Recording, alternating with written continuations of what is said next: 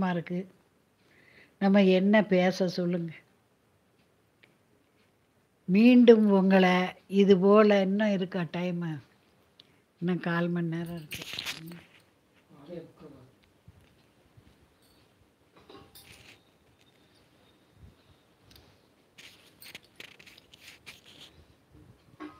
மனசு தைரியம் வந்துட்டுங்க ஒருத்தர்.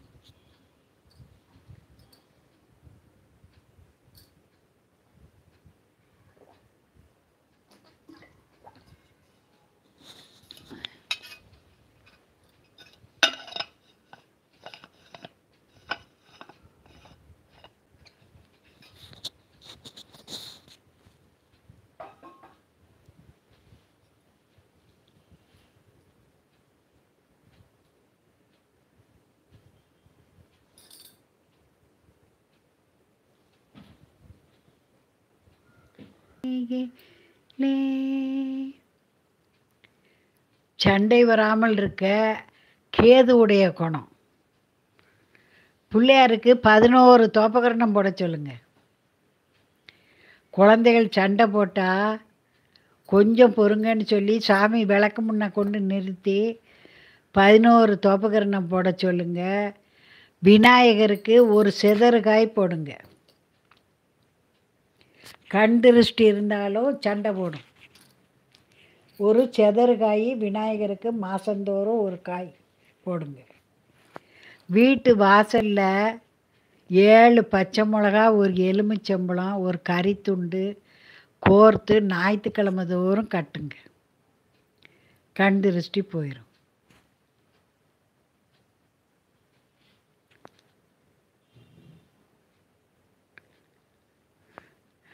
தாராளமாக பண்ணலாம். சத்தியன் தாராளமாக பண்ணலாம். இப்போ உங்கள் கும்பராசியை குரு 9ஆம் பருவ பார்க்காரு. தாராளமாக பண்ணலாம். நல்லா இருக்கும்.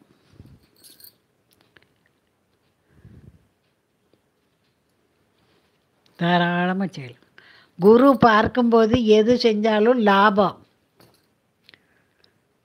குரு பார்வை இல்லாத நேரம் செஞ்சீங்கன்னா கஷ்டம். இப்போ உங்களை கும்பராசியை 9ஆம் பருவ பார்க்காரு. தாராளமாக செய்யலாம்.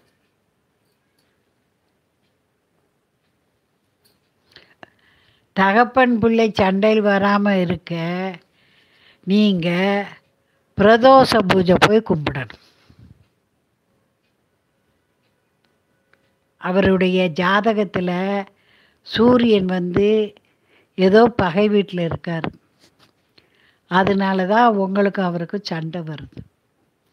பிரதோஷ பூஜைக்கு தவறாமல் போய் ஒரு கை வில்வம் கொண்டு சிவன் பாதத்தில் போட்டு கும்பிடுங்க.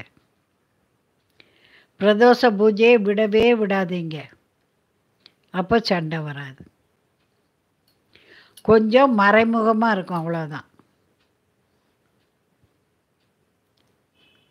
பிரதோஷ பூஜை விடவே விடாதீங்க. சிவன் கோயிலுக்கு முடிஞ்ச வரைக்கும் போங்க.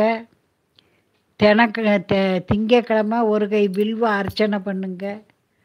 உங்கள் பையன் பேர் உங்கள் பேரெல்லாம் சொல்லி அர்ச்சனை பண்ணுங்க. சண்டை தீரும். சத்தியன் சொன்னன்ல, கும்பராசி குரு பார்க்காரு, மாறலாம்னு சொன்னனே.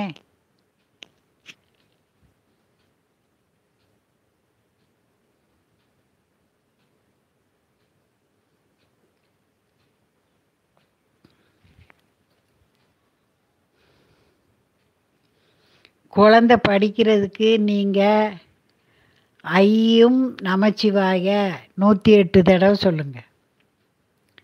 சத்தியன் மாறலாம் வேலை. இப்போ உங்கள் கிரகத்தை குரு பார்க்காரு. தாராளமாக மாறலாம்.